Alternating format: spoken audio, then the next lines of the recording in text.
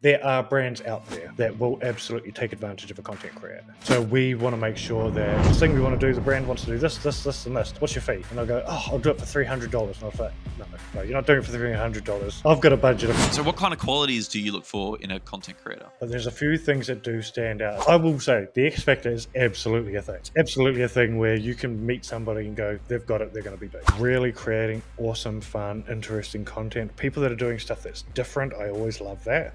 But the biggest one is you were right when you said, you're a part of this ecosystem of marketing and branding and stuff like that. But you're only as important as you are and your audience. That sounds really harsh. It's a really harsh way of putting it. What should a creator be doing to get noticed by a brand or an agency like yourself? There are so many content creators in the space now that for those people that wanting to sort of get their name known by people like myself, other agencies, other people who can make things happen for them, it's definitely part of, this is actually a learning I got when I was working in radio, is part of the key to success in media is...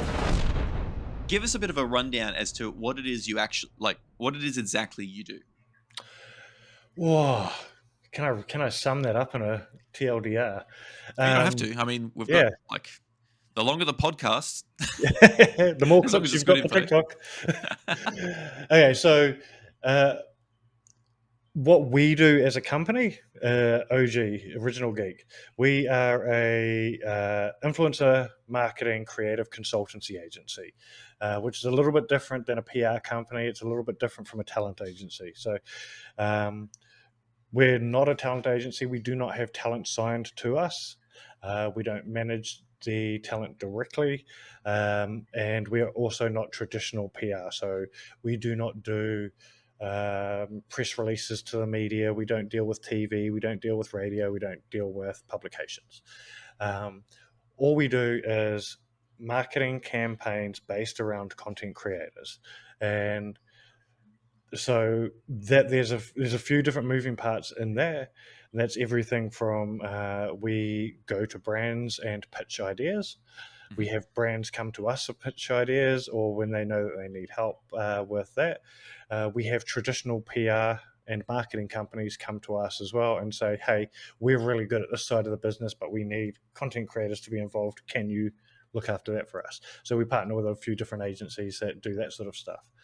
And what we essentially do after we've sort of got that work coming in is we do a heap of research. And this is where we're very different from a lot of the other people in the market, is we do research into what our client needs, what the market that they're playing in is already doing, and if we find any holes in that market, and basically finding where they can either disrupt the market or be involved in the market.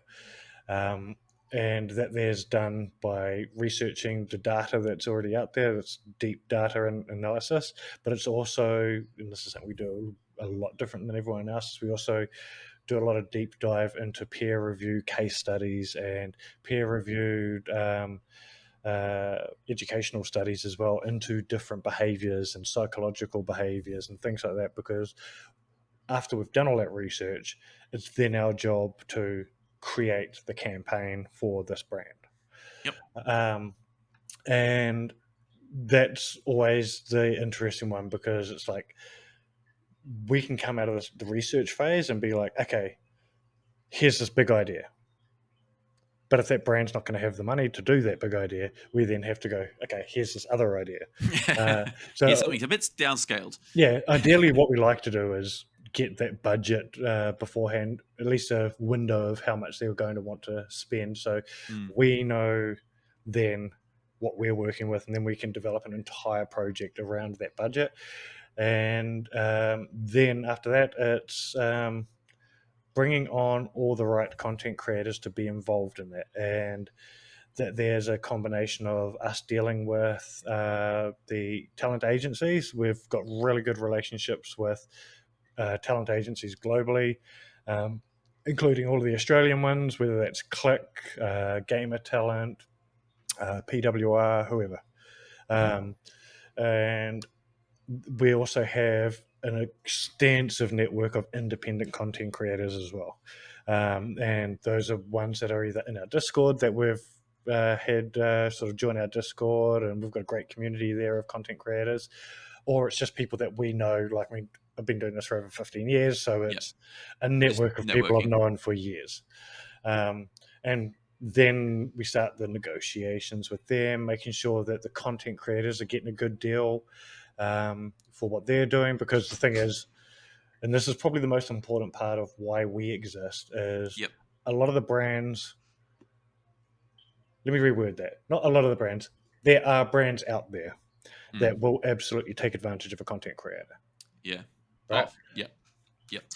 So we want to make sure that those brands are being fair to the content creators. They're not Mhm. asking for too much, or they're not paying too little.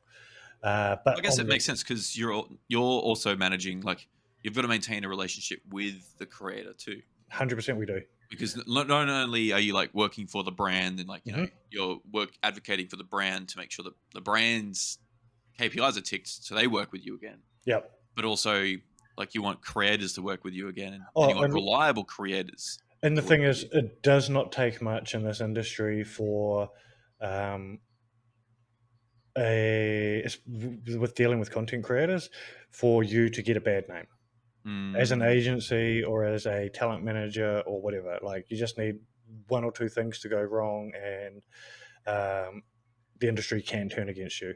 And I've seen it happen, rightfully so, at times. wow. And luckily, I've been really lucky that I've done everything I can to look after content creators and look after brands. So I've never had that happen to me. Um, but the other, on the flip side of that, is sometimes we've got to manage content creators' expectations as well. Yep. And look, with the smaller to mid-sized content creators, generally do not have a problem.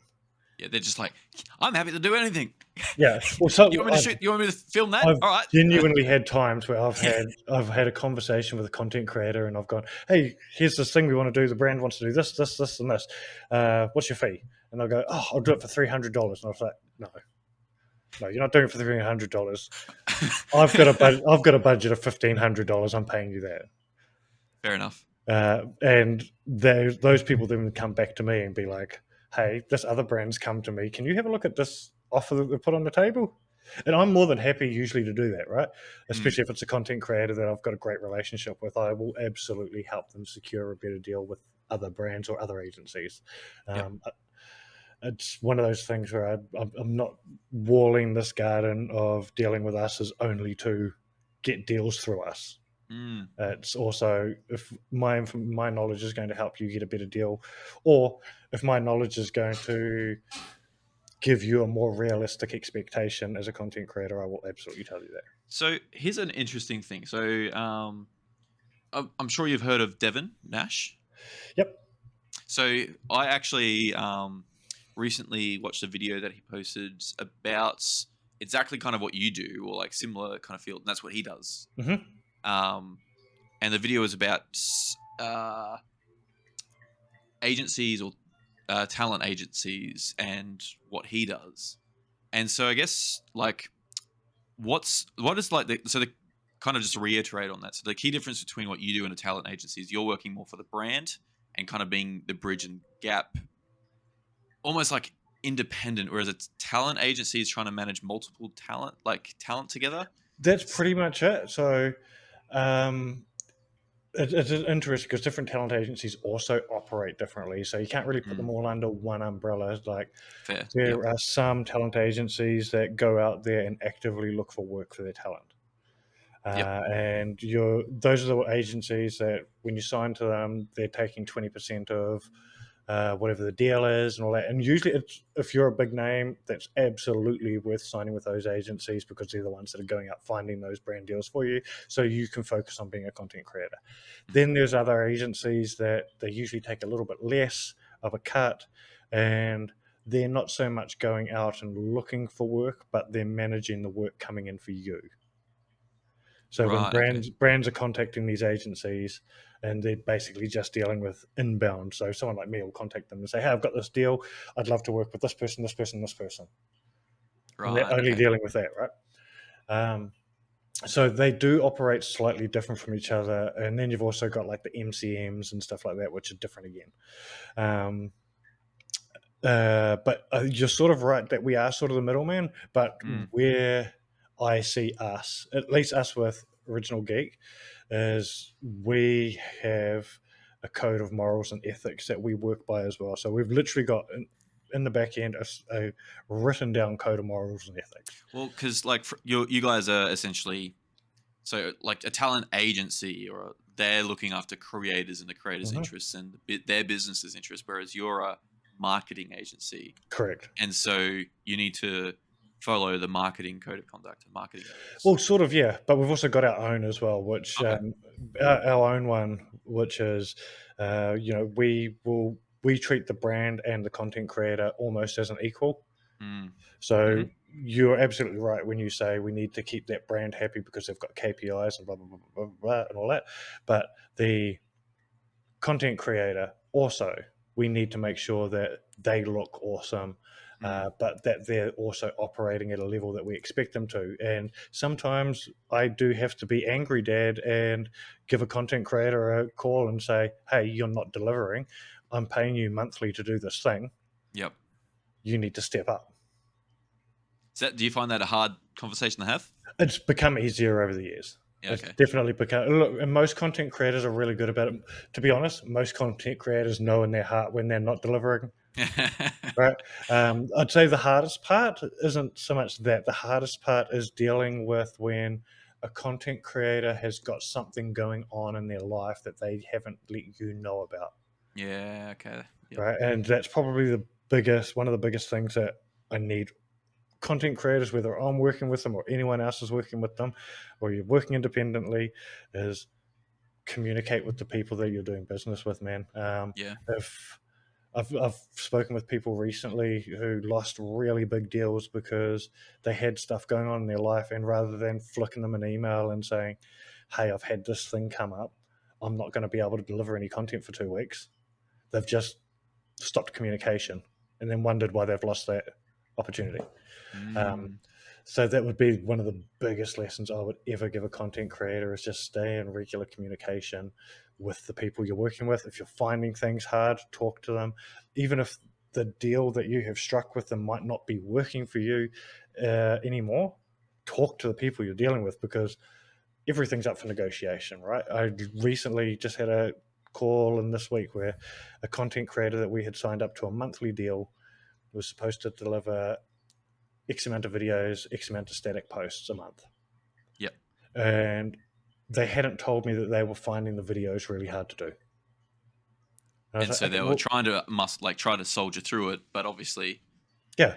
that was And to their just not, detriment. yeah, not delivering. And after having that conversation, it's like, hey, well, what do you find it easier doing? Are you preferring to do these other posts? And they're like, oh, yeah, I like doing these posts and I like doing this. I was like, okay, quite, that's awesome. Let's figure out how to do that instead. Mm. That's Yeah. where Well. your passion lies there more. Let's do that. Oh, But fair enough. all it took was a conversation to come up with that, and it just sucked that I had to be the one to reach out to ask that. Yeah.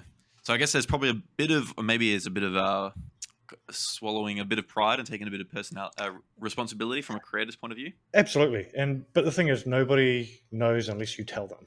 Yeah. Oh, I mean, yeah, because like it could be something seriously happening in the background, And but look, I've had that happen as well, where we've had a campaign with live streams, and a streamer hasn't turned up, and I'm like, shit, I oh, better reach out to them. Maybe they've forgotten, then haven't been able to get in touch with them, and instantly I'm panicking, going, what has gone on? Like, hmm. have they been hit by a car? Have they had an accident? What's going on in their life?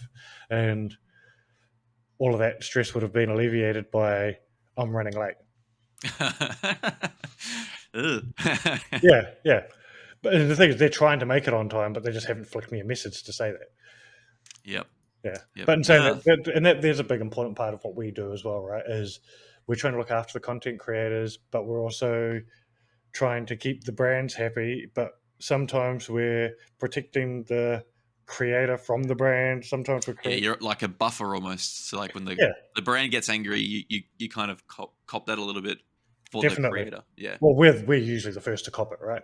Yeah. Um, and there has been times where, as a manager of a campaign, I've had to be the one to sort of admit, shit, I probably should have been on that creator's ass a bit more to make sure they were delivering. So I've had to cop that and be like, no, not their fault, completely mine. Yep.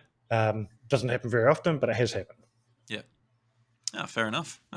It's very interesting hearing about all this side of stuff. Yeah. So, so what kind of qualities do you look for in a content creator? Oh, mate, it really depends on what we're working on. But there's Mm. a few things that do stand out, and I'm not going to give you the answer of the X factor because it's one that a lot of people say. But I think you You've can got walk. the X factor. I will say the X factor is absolutely a thing, right? It's Okay, absolutely a thing where you can meet somebody and go, they've got it, they're going to be big.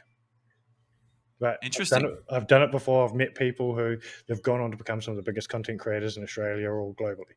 Wow. Okay. And you can pick it up, you know it, they're going to do awesome. But in saying that, I've also seen some people that I genuinely 5 years ago would have told you they're not going to be successful. And And then they've all of a sudden, absolutely proven me wrong. And I'm more than happy to swallow my pride and go, that's awesome. Because they've done well, because they've put in the effort and they've learned how to do their craft and all that sort of thing. But what I'm looking for to go back is what we look for is awesome content, right? People that are putting really good, solid effort into what they're doing.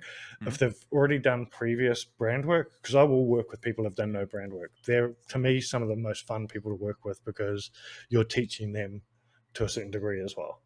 Mhm. And you're walking them through, and there's nothing makes me prouder than calling up somebody or having a call and saying, hey, this brand wants to work for you, and them saying, oh my God, this is my first brand deal. Love it. Makes me feel awesome being able to give those people their first deal. That's my own warm fluffy. So, um, but those people that are really creating awesome, fun, interesting content, people that are doing stuff that's different, I always love that. But the biggest one is engagement, Mm. where they have viewers that are engaged in what they're doing. It's one thing to have a viewer count sitting at 300 concurrent viewers on Twitch, or you're pulling 1 million views on a video. Views are awesome, but if you haven't got engagement, those views mean nothing. And by engagement, so in Twitch, it's obviously chat, Yep. and On social media, with it, if on Instagram, that'd be comments and shares, yep. likes. Same thing on all the Twitter-ish platforms that we've got 1 million of at the moment. Uh, So with yeah, blue sky popping up. Um, so just kind of like diving into that a little bit more. So like on for the likes of Twitter and Instagram. So you've got obviously impressions, yes. which is like your top level. Yeah, impressions are awesome. So impressions, you still kind of look at I impressions. will absolutely look at impressions. Just Okay. that's how many eyeballs have seen it. Yep. Um, but like I said, if the you could have 1 million impressions, but if you're sitting at 2 views or two Mm, comments, heaps of people have seen your shit, but they don't care about it, yeah. Yeah. right? So And you that's want to make sure. I guess you've got that funnel of like engagement that you want to make sure you keep it consistent absolutely and healthy. engagement means people give a shit about what you're doing, and that's what we really want to see. So, and I've worked with some content creators that only have 2 to 3 thousand followers, Mm, but they have a much more engaged community than someone with 2.5 million followers. But yeah, that's what we're looking for essentially, though, is the engagements. Engagements are number one priority. Oh Just yes, again, that's right. So I kind of brought up the point of like brands aren't necessarily looking at oh, followers as much. yeah, They're more so looking at engagement, and they're looking at and I've heard the term thrown around micro influencers. hmm Um, I guess just describing like content creators with smaller followers that yeah. have a So more engaged so audience. once upon a time, micro influencers are those people that we would have said like sub 5,000. And now it's definitely changed where those would now be your nano influencers, is what we're calling them. Is Yeah, the right. super small ones, awesome, super passionate, just want an opportunity, they want a chance, right? Mm, But your micros and they're the ones that are awesome to work with. They're okay. yeah, we have a lot of fun working with them. But the thing is, as well as brands are now using content creators for more than just putting out content on their own channels, right? So working with a nano or a micro could be to get them to record content that's going to go out as a TikTok ad. Yeah, well, I've actually done that for Quokka.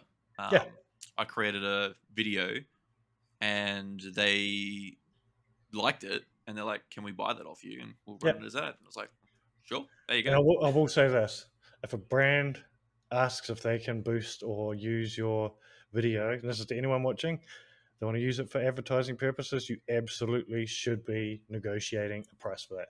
Mm, it's Absolutely fair. should be. Um, because you've put the work into creating that content and they're about to use that to drum up some business. Yeah, well, I mean, from like a business's point of view, like so as a marketing coordinator myself, like content's the most expensive part, and Yep. it is also the hardest to do. Like Yeah, in-house, it's like so. I know a lot of brands are obviously trying to do a lot of in-house stuff, but in-house stuff doesn't hit the same way it doesn't. as an external person. Especially on platforms like TikTok, which there's so much native content out there. Instantly, if you put something on there that looks like it was produced by a production company, I would say most viewers are would get put off by it. They're like, Or "What's if it's this? like It's too polished." corporate in any way, Yeah. like you see, you put a brand in a place where it's not meant to be. Like where I work currently, it's like, oh yeah, let's put a banner behind you with our logo on it. I'm like, no, no, no, no. That's too much. No, like if anything, maybe just the logo on the shirt, and we'll leave it Yeah. at No, that. 100%. It's funny because I was saying recently that what I find with TikTok is TikTok has become almost the Reddit of the video platforms, Yeah. where they will push back against something being way too brandy and corporate. Mm. And what are you doing here? Be gone, brand. Yeah, Like, there are exceptions to the rule, and but they do it really well. Like my favorite TikTok brands are Duolingo and Scrub Daddy. oh, absolutely, they're brilliant. Yeah, So but good. they get it as well, right? They've Mm, made themselves into a meme. yeah. Oh yeah. They've carved out that little part of TikTok, and they've just made it, and that's like the true example of what like like a business on TikTok should be aiming to Well, do. I've also seen it done differently where, like, the McDonald's global account on TikTok, I really love it Mm, because they've gone, okay, we're not going to be an advertising platform. We're also not going to make a meme out of ourselves, but what can we do that's interesting to people? So they do a lot of education about the history of McDonald's and oh yeah. visiting different stores and stuff like that. Like, it has an audience. It might not Mm. be the young audience, but it has an audience. So they've gone, okay, this is what we can do, and it's creative and it's different, and it's not just, hey, here's the new Grimace burger. Well, it's a good way to do it because they've got to somewhat be present on there. Oh, But yeah, absolutely. like corporate branding and just selling is not the it's not the way. No, Unfortunate, well, no, no. unfortunate to the old school. If you've got a good product, you should be able to be on any of these platforms, being a bit more genuine and involved, Mm, and the product should speak for itself at the same time. yeah, it shouldn't be a hard sell. I guess Yeah, is the yeah. But so kind of circling back to like the start of this conversation where as a brand, like creating the content is the hardest part, but also with the frequency, as a content creator, you would know how frequent you've got to be relevant. To do that in house as a brand, you have to employ someone full time to do that. absolutely, you do. And even then, that full time person is probably not going to be able to keep up with the demands of social media platforms. So Oh, that's when exactly. Because 9 times out of 10, the person who's employed to be the social media manager, has also got the role of doing the paid advertising, and they're probably also involved in all the other marketing meetings and stuff. You spend more time, and this is why I'm so glad that when we that's started, literally what I do. right? Yeah. When we started Original Geek, the first thing we said was we were never going to have an office. It's never going to happen. And come back to this podcast in 10 years' time and kick me if we've got an office. But Kick you out of the office. yeah. Because one of the things that we've found by not having that office is we're not doing as much of the bullshit meetings anymore. Mm, Like sitting there, wasting our time, talking over shit, disagreeing with each other, blah blah blah blah blah, all that. We're finding our time is way more efficient by working from home and having being on a call with our colleagues and coming up with ideas and stuff like that, and just shooting emails to one another or Discord and all that sort of thing. Um, and would I just spent way too much time at previous agencies I worked with sitting in a boardroom discussing shit and doing Yeah. pointless team exercises to try and come up with something, sticking stupid post-it notes on the wall, and afterwards we came up with something that we probably could have come up with without all that bullshit. Yeah. It was just inefficient, Yeah. and but that's where a lot of people like yourself, that are digital marketing people, are wasting their time. So Yeah. you want to know why a brand isn't on top of the next meme? That's why. Yeah, they're doing all that stuff. So that's Yeah. where content creators come in, is to be the people that come in and create the content. So, I mean, I guess most brands are pretty welcome to it. I've recently been doing a few things for ROG. Mm, Um, not so at the moment, I'm doing it just off my own back because I'm just mhm. trying to make an impression. Yep. Um, Good team over there too. yeah, and they just love that I'm doing stuff for them. So Yeah. because they just, it's all helpful. So yeah, I guess that's the main thing, is just get out there and um, like that's what they're looking for. They're looking for content, and you as a content creator, that's essentially what your role is in the marketing scheme, I guess. Oh, absolutely. And I think that's the other thing is, as a content creator, is finding that balance between being that marketing voice for a brand and being true to yourself as a content creator as Mm, well. Because we have had content creators that we've worked with that we will not work with anymore. I'm saying this very carefully because I do not want to offend anybody. yeah. But we haven't engaged them to do as much work because their Instagram and their TikTok has become so branded Okay. that Because it's that's no all they do is lo- like branded content. exactly, so it's no longer Uh, interesting to people anymore. yeah, So it's a good point. it's keeping that balance of you're still putting out fun, interesting content. I guess you've got to like find your as a content creator, like working at your brand pillars, Hmm. and then making sure that whatever you do, whether it's for a brand or not, it Hmm. feels lands in that brand pillar, so you're not essentially just becoming a another advertising channel. Exactly. Yeah.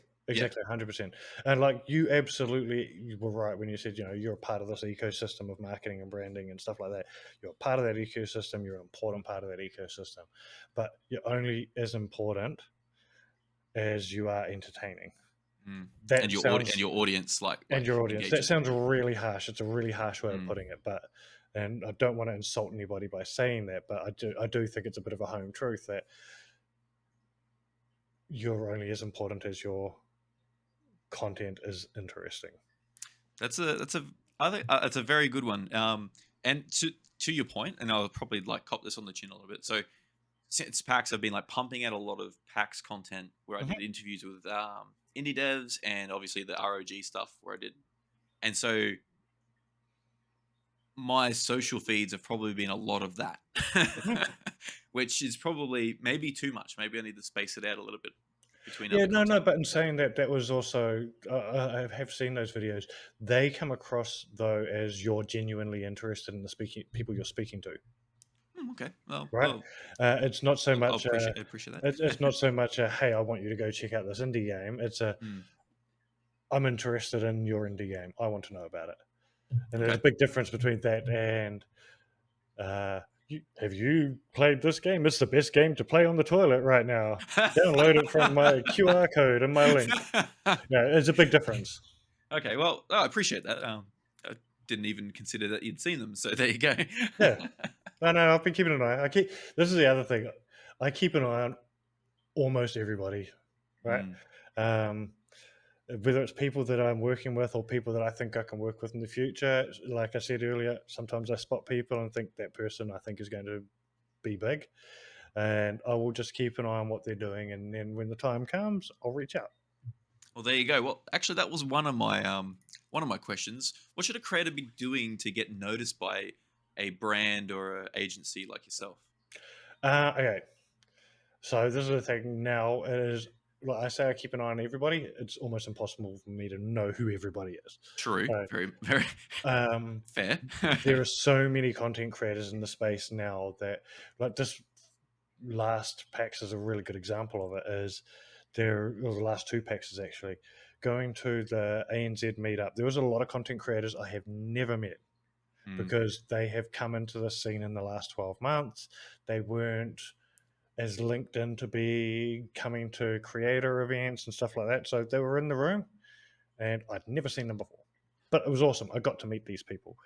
Um, so for those people that are wanting to sort of get their name known by people like myself, other agencies, other people who can make things happen for them, it's definitely going to events, going to those Twitch meetups, going to PAX, going to the ANZ creators meetups when they start happening, um, being in Discord channels where those right people are. We've got a Discord channel. It's linked on our Twitter account. I encourage anyone who wants to sort of be involved in it, come join. We do let people know when there's opportunities to do cool shit, but it's just getting out there and networking and getting to know Yeah, people getting and in the faces of. getting in the faces. Handing out business cards are so underrated. Okay, that's Like, an interesting point because I didn't make business cards this PAX. Well, I made the decision not to do business cards this PAX because, and this is just my own personal experience, is whenever I mhm. collect business cards from people, they end up in the bottom of my bag. let And me show you. I've got right here. I'm going to try not to expose anybody, but we have a quick look. So I'm not exposing anybody. I could show that one. Yep. Like this is just a handful of some of the cards hmm, that I got on the last day of South by Southwest, yeah, well, which wasn't even a content creator event, but I had content creators giving me their cards. Um, and I personally love business cards. I know a whole bunch of other people in my side of the business love it as well because we will meet content creators, we'll meet other brands, and they will say, scan my QR code, and I'll scan it and never look at it again. fair enough. Okay, that's good to know. Well, Yeah. so since PAX and like my learnings about business cards, I've actually started all my collection. I've been pinning them on a pin board. Yeah, do So it. 100%. because Absolutely. Keep a record of all the connections you make. I tell you what, here's a really, this is one that I use personally on the business side of things, and it's one I haven't seen adopted by content creators. So I'm giving you a secret here. oh, okay, yep. Uh, Start a LinkedIn account, Sorry. right? Oh, LinkedIn. Oh, yeah. Start a LinkedIn account. Now, the secret though isn't to just have a LinkedIn account. Just have it populated, have everything that you do or have done in there. Use the project section because that's always underutilized by LinkedIn users. So you Okay. can have different projects you've worked on. But the trick is, within 20 minutes of meeting somebody, you should add them on LinkedIn. That way they remember you. I will remember you because I just met you, and the chances of me accepting you are a lot higher. And then you now have a direct contact with me in a professional environment. That's a very good point. A very good tip. Because I actually do. not everyone's like me and active on all social media. Like personally, me, I don't mind you adding me on Twitter and sending me a DM, Yep. but not everybody's like that. Yeah. Okay. But I use Uh, that in business quite a bit, is adding them on LinkedIn within 20 minutes of meeting somebody. Yep. All right. Well, I actually do have a LinkedIn account, which I use for business. Hmm. My concern, and I guess my thoughts there, and I guess Hmm. content creators probably has a similar. Most content creators might have similar things. Is the personal information side of it. But I Mm-hmm. guess so. Like, obviously, it's got my personal details and stuff like that on it. What I do for a living, Yep. I would set up a separate one. separate one. Set up a separate one for your content creation gigs. Okay. Yeah. There's nothing wrong with putting a barrier between your real world and your digital creation world because you do have to protect yourselves at times. Mm, I know there's a lot of creators that don't give a shit and they'll be on LinkedIn as themselves. yep. Fine, if you're comfortable doing that, but not everybody does feel comfortable, and you need to put up those barriers as well to protect yourself. And that's one of the ways of doing it is create yourself a little separate one that you can just connect to brands as yourself. Oh, it's good to know. That's a very handy tip. I have made a few connections, and to your point, I didn't realize how big. I mean, this is like a duh moment, but like I just didn't realize how big it was until I started making connections with people in the gaming space on LinkedIn, other connections and networks, and I'm like, oh my god, like there's so much activity happening on LinkedIn. Like Yeah. for me, initially I think, oh yeah, well, gaming, it's gaming, it's the younger generation situation. Like nobody's going to be on LinkedIn. It's a it's a corporate thing, but prove me wrong. Oh, absolutely. It is absolutely a place to do the business side of what we do, what this industry is. And look, I personally use it heavily to basically talk about what we're doing, so to attract more business in. But Yep. I also do connect with content creators on there as well. They will always add me, and it's just an easy place for them to be able to contact me professionally. That's it's a very good insight, that actually, because it makes a lot of sense, and especially because you're talking more business sense, and I guess for any brand it's probably a more professional approach Mm, than, because like Twitter, for example, if you're wanting to reach out to a brand on Twitter or whatever, mm, or reach out to somebody on Twitter, it may be managed by somebody who's not even yeah. like. And the thing is, not everybody you deal with is going to be like myself or Jack Hutto that's covered in tattoos and love the word cunt, right? So some people are going to want to keep their professional lives separate from their Separate. personal lives. So that's going to be the only place where you can connect with them.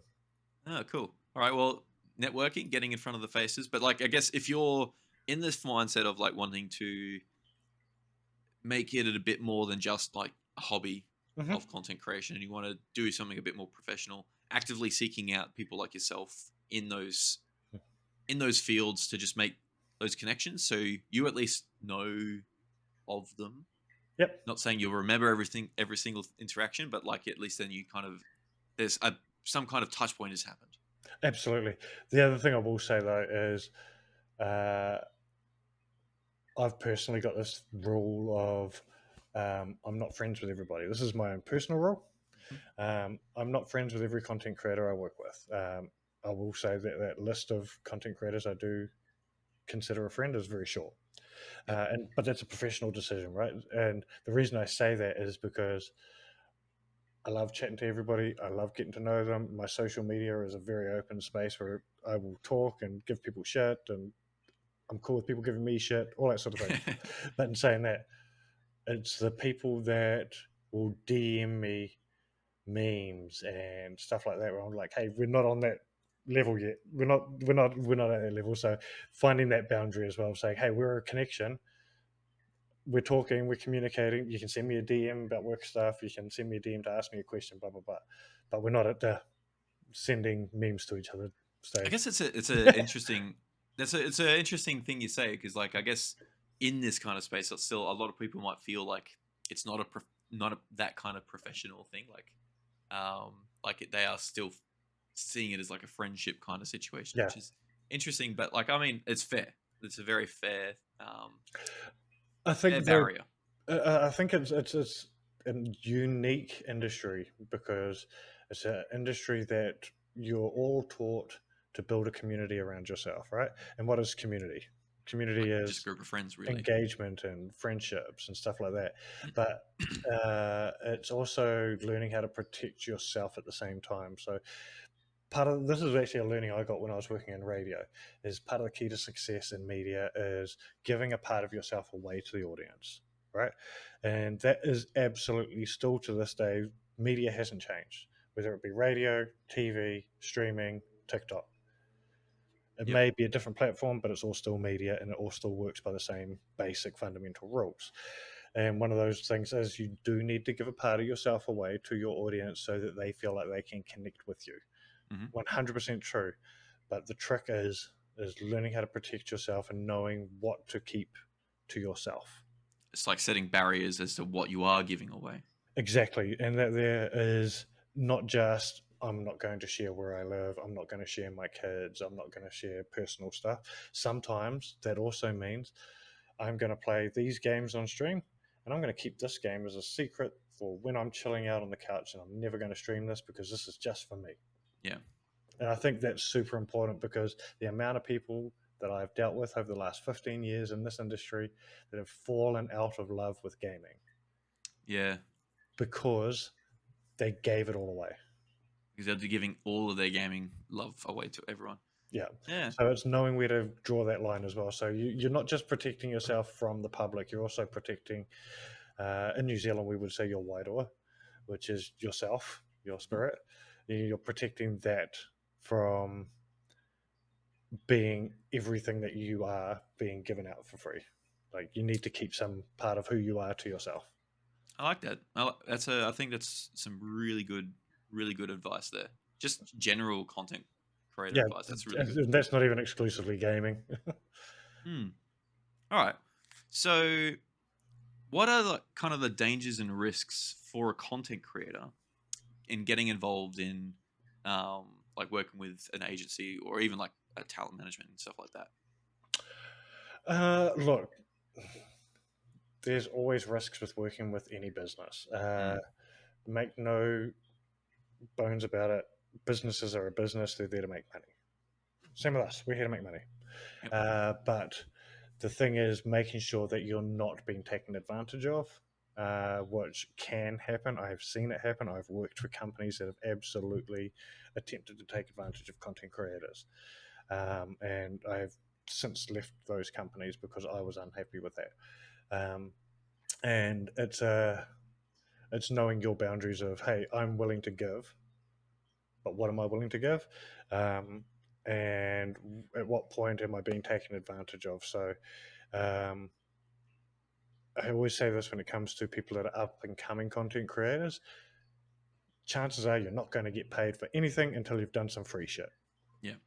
It's just the way it works. People need to see the branded stuff that you can do, Yep. unless you blow up and become super famous before you've got a brand deal, which does happen, has happened, very rare, but it does happen. Well, but I think a lot of creators chase that rabbit That hole. freebie, Well, yeah. Well, that like I'm gonna blow up, and then the brands are gonna come knocking yeah. on my door. And fact of the matter is, it's not going to happen for 99% of people. Yeah. Um, but yeah, you do generally have to start off by taking some freebies. It could be a free keyboard, mouse, free games, whatever. Um, and that is an awesome place to start doing that. But it is keeping track of when your following and your work has got to a point, and this can be a hard thing to keep an eye on too. Um, is getting to a point where it's like, okay, I need to be paid for this now. I'm not doing Mm. free stuff for a keyboard anymore. Like, you need to reimburse me. Yep. Even if it is something where they've given you a free keyboard, you've made a great video. Oh, we want to use that as a TikTok ad. Well, you should probably be reimbursed for that. Yeah. Okay. It's All just that sort it's of thing. interesting. Yep. It's knowing when that's probably the biggest risk is not being taken advantage of. Um, and hoping that the people that you're dealing with are going to be honest enough with you to be like, this is how much I've got to pay you. I've got a budget of blah. Is that fair? And Yep. sometimes those negotiations might fall over. You might not be able to meet in the middle. Sometimes genuinely it is the brand not having enough marketing budget and someone like myself being like, I wish I could pay you more, but I can't. But because Yep. I'm not being paid enough. And that does Yeah. absolutely happen. Some of the biggest brands that you would think have millions of dollars to spend on influencer marketing do not have millions of dollars to spend on influencer marketing. And you would be shocked to find out who some of those brands are. Yeah. Yeah. It's interesting. It totally makes sense. So I guess that's the things to keep an eye out for as a creator. But Yeah. so how would you know if you're being taken advantage of? Talk to other people. Mm. That was genuinely what it would be is, and I've encouraged people to do this before, is even if you're dealing with me, go and talk to another person who's either a professional or someone else who has done brand deals before and go, hey, this is what's on the table. Do you think this is fair? Remember, all of this is up for negotiation. Anytime there's a brand deal on the table, everything is up for negotiation. Okay. Um, you need to meet somewhere in the middle where the agency and the brand are happy and you as the content creator are happy. Sometimes you might not land where you want to, and that does happen. But like I Mm. said, that also comes down to how much is available there. But sometimes it might be, hey, I want to be paid $200 for this thing. You're saying you can only pay me $150 for this thing. So instead, let's meet in the middle. Instead of doing 3 videos, I'll do 2. Yeah. Well, at least Yeah, then you're coming to a compromise of Exactly, deliverables. Yeah. exactly. So yeah, and that's what it all comes down to at the end is making sure everybody's happy and you're negotiating and not being taken advantage of. Yeah. Well, I guess, and if you're, as long as you're happy with what you're doing and you're not uncomfortable and And that there's probably the biggest thing, right? Is yeah, I have seen people say, "Hey, this why is this person doing so much work for this brand? I know they're not getting paid that much." It's like, have you asked them if they're enjoying what they're doing? Like, they may be absolutely loving the work they're doing. yeah, They may be getting some other benefit out of it instead of financial. Like, you don't know. yep. So some if you're getting benefit out of it, and that's the other thing you need to weigh up as well when you're working with a brand as well. Sometimes the other equation is what I'm getting in contra slash free stuff going to add to what I do as a content creator. Mm. I know someone who is an up and comer will absolutely benefit from a free $1,000 PC Oh, for sure. Yeah. or a free $3,000 PC, right? Mm. So if you're an up and comer, you're creating great content. The brand is saying, "Hey, we'll look after you with free stuff. We just want you to advertise us and talk about us." Hmm. Make that deal because you might not be getting paid, but they've saved you $3,000 on a Yeah. free PC, and That's a next year pretty you good. might get another Pretty one. good. Mm. That's pretty good. But I guess like to your point before, like if you're getting keyboards for doing videos on keyboards, there's only so many keyboards you can Yeah, make use of. no, look, and I don't want to burn anybody because there's some great companies out there that do hand out free keyboards and stuff. But I have had interactions with content creators where I have had a keyboard or mouse client, and I've gone, "Hey, I've got budget. Could you make a video on this keyboard?" And they've gone, "No, I work with this brand." Okay, what are they paying you? Oh, they don't. Really? Why are you loyal to them? Like, and that's where those people have had to go away and have a think about it. It's like, oh shit, this person has sent me 15 keyboards over the last 3 years and I've created content for every single one of them. But I'm loyal to the keyboards. am I really getting anything out of this? And it's sometimes it's a conversation that needs to be had. Hmm. So yeah, just it's probably another warning there is, sometimes the freebies may be stopping you from getting other work. Yeah. Okay. That's it's a good thing to keep in mind. Yeah. So, what kind of? Well, I actually no. We've already kind of talked this. So the next question I had was, what are the analytics do you look at for these days? Mm. But we kind of already discussed that. So I guess the last thing here, kind of main question was, so what kind of upcoming trends are you seeing Oh, in this space? this is a really interesting one. So, if you had asked me 5 years ago the future of streaming, I would have told you that I think Twitch is going to remain to be king, and the next challenger is probably going to be Facebook. Oh, Right? right. That's what I would have told you 5 years ago. Fair However, enough. Hindsight.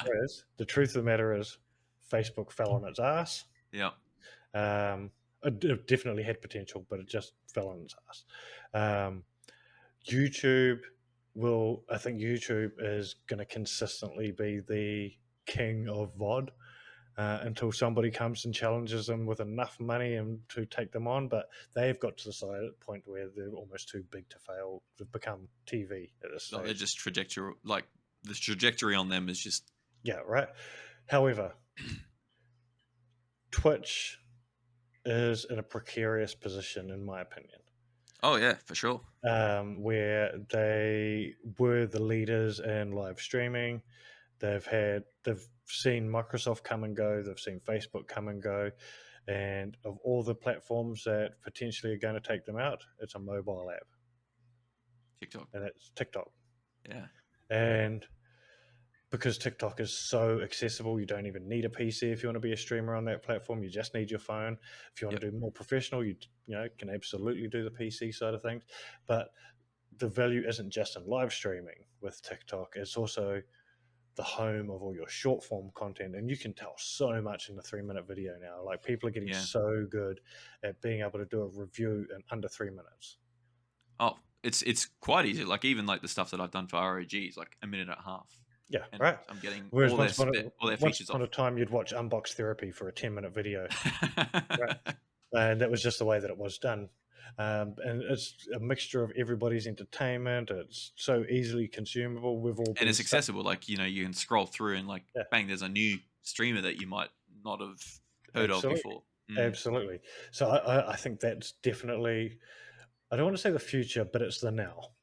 So the one thing, And sorry, go Instagram is ahead. the other one. Instagram is still super important. So Instagram's got live streaming now too. I've noticed. Correct.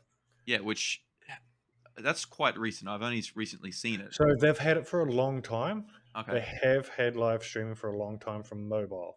It coming from desktop is more of a commonly used thing. It's been around for a while. It's starting. I think with the success of TikTok, they're like, oh, okay, let's. people are going, "Oh, I can also do this on Instagram."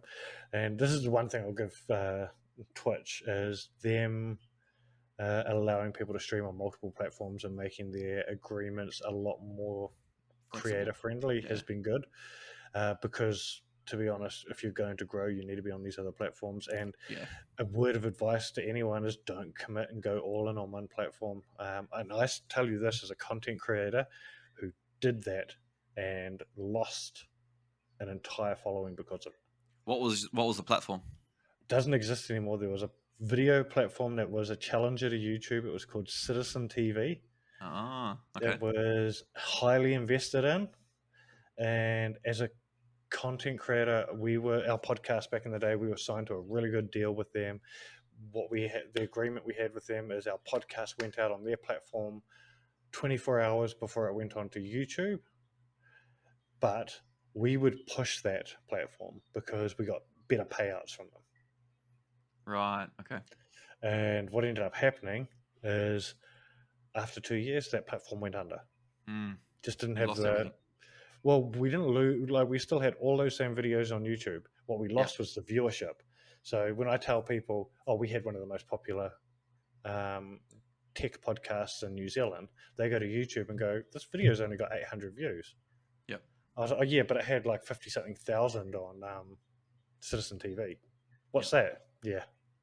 So, as somebody who has lost a following and viewership and statistics and all that by investing so much time into one platform, my number one recommendation there is spread your efforts out across TikTok, Instagram, YouTube, Twitch. But I guess Um, just to avoid burnout, pick and choose oh, which ones. Yeah. absolutely, Yeah. absolutely. Like, yeah, a lot of people, what they're doing now is and this isn't any secret source, but I'll repeat it anyway, is rostering on which day they're streaming on which platform. If they're doing live streaming, quite a few people are going, okay, I do Twitch on Monday, TikTok on Tuesday, Mm, Wednesday I take a break, blah, blah, blah, blah, blah. And that's when you know when they're going to be live. So, and sharing all that information. And I think it's a really good way of stopping from burnout. But the other one is having days off, rostered days off. You do not yeah. have to be a content creator 7 days a week. Yep. I need to do that to myself right now, to be honest. It's getting a bit full on, but I've Well, the I've the made a other lot of thing, commitments from PAX. well, the other one, right, is making a commitment like that doesn't just affect you personally; it affects all the people around you as well. Like Yeah. if you're being burnt out because you're putting so much effort into your day job and your content creation after hours, if you're not a full time content creator, then it's not good on your mental health, which generally partners and family suffer because your mental health sucks, or you're investing so much time after hours into these online communities that you're not spending enough time with your partners and your family. So Mm, it's keeping that balance right as well. yeah. Yeah, Scheduling time with them. yeah. Yep. And that's, as I say, this is somebody who's a workaholic most of my career, and I'm very lucky that my relationship with my kids didn't suffer any more than it did because I spent a lot of time working 8, 9 hours a day, getting home, having a sleep, getting up, jumping straight back into work. Yeah. Yep. It's full on. Yeah. Yeah, it's interesting. Well, one thing I wanted to like, I kind of thought of just then with the conversation of trends is TikTok, Hmm. and I kind of want to see what your thoughts are on this because I find TikTok although I think TikTok's great for discoverability and stuff, Hmm. I find their algorithms are very tailored in the sense that it seems quite they control a lot of what is seen of your content. And I don't. Um, This could be like more conspiracy theory kind of stuff, yeah, but like look, I there's the 200 view. I feel like there's a 200 view kind of gap or like mhm, sticking point, and then there's a 700 view sticking point, yes, and then you get served ads. Are you in the 200? Are you getting stuck at 200 views? Boost your TikToks. yeah. And so I kind of feel like it's very. There's a lot of finer tuning happening there. This goes back to something that we said a while ago. It's engagement. So the way that the TikTok algorithm works is not just views, it's how many people have liked, commented, shared, or saved. So if you want, and just maybe something we can do here with like the ANZ creators community or even their OG creators community is essentially sharing. If you see your friends posting, the best thing you can do to support them is like, save, comment. Hmm. It's not just watch, Yep. because essentially the more engagement that something gets on TikTok, the algorithm sees it and goes, "Oh shit, people like this more than just watching it," See, to and that counter your starts point, feeding it to more people. is like there must be like a ratio because or like some kind of like breakpoints in that because some of the videos will get higher engagement than others, but they'll still taper. The views will still be tapered. Hmm. So I don't know. Like it would be interesting to see at what point because like it's What they I've don't. seen, is the first 24-hour window. Yeah. Okay. It's definitely in that first 24-hour window. Um, but in saying that, I've also personally had TikToks which I've uploaded and have hit 200, and I've been like, "Oh, it's going to sit there." Yeah. And then 3 months later, out of nowhere, it's taken off, and I've gone, Why? "This was stuck at 300 views months ago. Why all of a Hmm. sudden is this blowing up?" But Maybe the topic became relevant. yeah, well, look, if you ever look at my TikTok, it's mostly wrestling stuff. Yeah. Cool.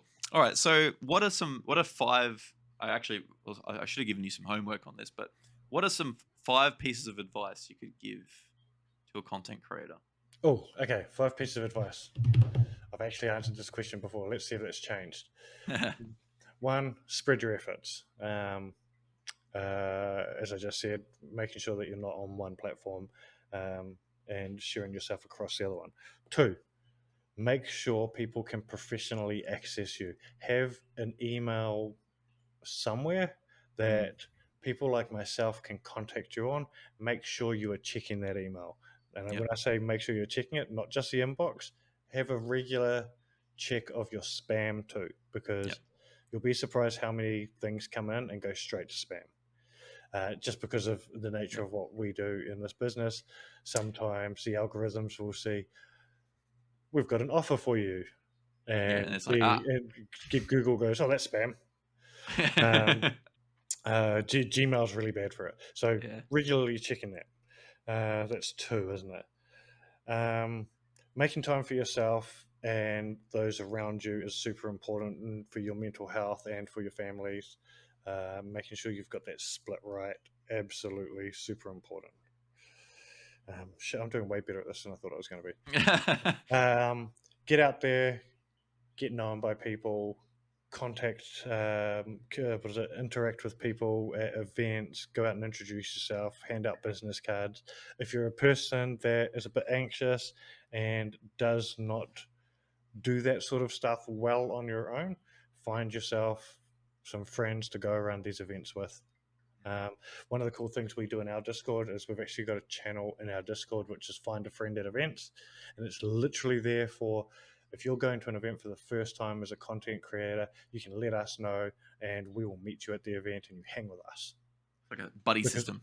yeah, because the amount of people all happened because people who were complaining when they went to a TwitchCon or a Twitch event, sorry, and they were like, "Oh, everybody's just sticking to their own circles."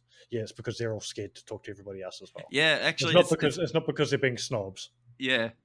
Even myself, like I consider myself a pretty extroverted person, but like Yep. even at like PAX, it's so overwhelming that like I went to the Right. ANZ meetup thing, and I like sat in the corner and I was like, I don't want to talk to anyone at the moment, Yeah. and Right. like, and you kind of like you're trying to seem I also aloof think and like, naturally we so gravitate towards the people we already know.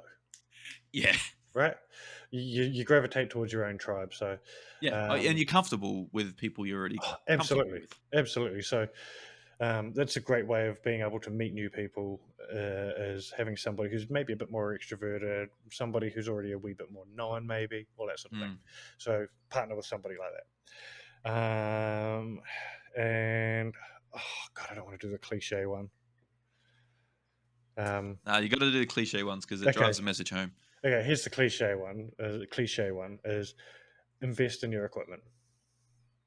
Invest in your equipment. Not to say that you don't have to wait until you've got the best equipment to start. If you've got a computer, if you've got a laptop with a webcam built in, and you've got a headset with a shitty microphone, and you want to start streaming, you start streaming. Don't let your gear hold you back from starting. But Yep, when you progressively can. start upgrading. You don't even have to go out and buy the latest Sony camera to have the greatest camera on Twitch. Mm. Um, you can buy some really great 1080p cameras that are going to be fine. Yeah, You don't have to go out and buy the latest Elgato lights. They're amazing, love them, but shit, in Australia, the Reject Shop is one of the best even locations. Facebook Marketplace. Oh, my trick though, genuinely, is the Reject Shop Okay. has ring lights. They have wall lights. They have corner neon lights. Usually, most of them are all under Oh, $20, okay. and they're great. Kmart, Good to know. I've been Kmart as thinking about well. something to put on this wall, so I might keep an Yeah, eye out. exactly. And Kmart's amazing as well. Some of their cheap stuff is actually really good to start off with, and a lot of people will talk smack about it because they're comparing it to their high end shit. But if you're starting out, do it. Doesn't matter. Yeah. Lighting is so accessible now, and one of the more important parts is audio and lighting. Yeah. You can make a shitty webcam look amazing with great lighting. Yeah. Yep. So those are probably, yeah, probably my biggest tips. Fair enough. One Yeah. thing that I thought of when you're talking about the email addresses, and this is something that came up for me at PAX, Hmm. is people's profile pictures on Twitter. Yep. I found it like so there are people that because I started the creator dashboard, getting a lot of followers, Hmm. and I knew a lot of them were in the Australian space, but like I'd be meeting these people in person. And they don't look like their anime profile picture. I don't have no idea who they are, and they're like, "Oh yeah, I'm this person." I'm like, "Oh, So here's something. I've been trying to normalize this for years, and you probably see it. I put a tweet out every year before PAX or before DreamHack or any event where I know I'm going to be engaging with content creators, and I try and normalize this as when you go up to somebody and you're meeting them, unless you've uh, constantly engaged with them and you consider yourself, closer than just being an acquaintance. I believe everybody should introduce themselves. yeah, It should be the yep, first thing you say. And I am this person." well, someone like me, especially, and I'm not trying to be a wanker and say that I know everybody, but in my job, I meet so many people. I go to events, I meet up with content creators, I meet up with brands, I meet so many people during an event that chances are, if I met you last year and I spoke to you once, there's a very good chance I've forgotten who you are. Yeah, Or if I've engaged with you online, I only know you from your anime profile picture or whatever. yeah, Um, so what I tell people is come up, say hi. I do want to talk to you, but please introduce yourself by name yeah, because I want to be able to talk to you and know who you are. And chances are I probably do remember your name. I just need you to trigger that memory. yeah, Um, but there's also a couple of tricks that I use to try and get people to tell me who they are as well. yeah. Well, I've had I experienced that exact thing at PAX. I had like the first thing event I went to, like two people came up to me like, "Oh, hey, yeah, like it's good to see you," and I'm like, because like I'd been communicating them because I was going to interview them over PAX weekend, and Yeah. then they're like, "Oh, I'm so and so." I'm like, "Oh, okay." So what I will often do is I've got two things. Is one, if I get to the end of a conversation, I still haven't figured out who they are, the Ooh, worst thing to do is say, "Great to meet you," yeah, right? yep, Because if I've already met you, I've just instantly accidentally insulted you. yeah. So my thing there is I'll always be like, "Great to see you," Great to right? see you. Yeah. Great to see you. But the other one is, I will straight up be like, "I'm so sorry. What's your name?" And I'm being genuine. It's like, Yeah, "I'm sorry. I haven't been. My brain right now has not been able to place you. Don't take offense." yeah, Most people are cool with it. yeah. Well, they get it. They're also in the same situation where they're trying to remember everyone they've met over the whole weekend or event. Absolutely, Yeah. absolutely. And look, I get it. I am a white guy with glasses and a beard. There are millions of us at PAX. Yeah. So if you don't remember me, Fair yeah, enough. yeah. All right, so we're getting towards the end of this. So because we're all on the learning journey, Mm. what's one thing that you would like to learn more about yourself? Oh, about myself, Mm. I will say this: I am currently on a bit of a learning journey about myself at the moment. Hmm. Um, the pandemic was a rough time for all of us, and it was a time where I suddenly learned that I didn't know how to be by myself. Mm. Right? I'm a person who has spent a lot of time engaging with people for a job and interacting with people, and it's how I've made a career. All of a sudden, I realized I didn't know how to be by myself. Um, so that was a sort of the start of that journey for me.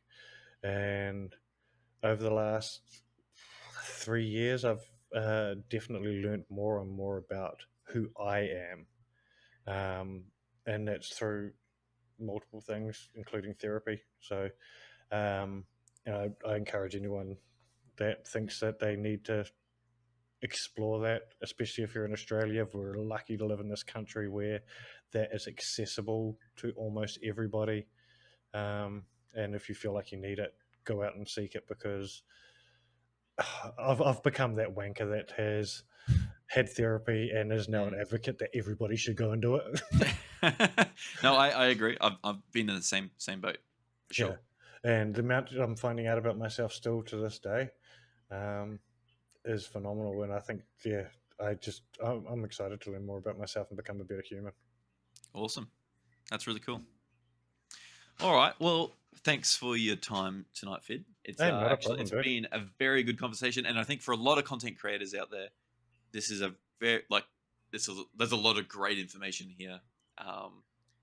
Because I guess there's a lot of uh, not I don't think it's there on purpose, but obviously there's a lot of just oh it probably is there on purpose, but barriers to is into the business side of the gaming and Hmm, content creation world. So it's great to see that all that and hear all this advice. And I do appreciate absolutely. your time and thank you for being here. Not a problem. And for anybody who has been watching so far, you can go and follow Fid's organization, Original Geek, on Twitter. Stay Yep. connected over there. You've got a Discord as well. Yeah. So Add Original Geek ANZ on everything. And I think the Discord is linked on everything. Highly recommend if you're looking for opportunities, jump in there. And my personal socials at Phid McAwesome on everything. And if you're into pro wrestling, I don't know how many people are going to be, but I've got a pro wrestling podcast, Down Under the Ring. Check that out as well. well, there you go. Well, thank you for your time. And anybody who has gotten to this far, subscribe to the Creator Dashboard if you want to learn more about how to become a better content creator. And yeah, and hopefully we'll see you for the next video. Thank you very much.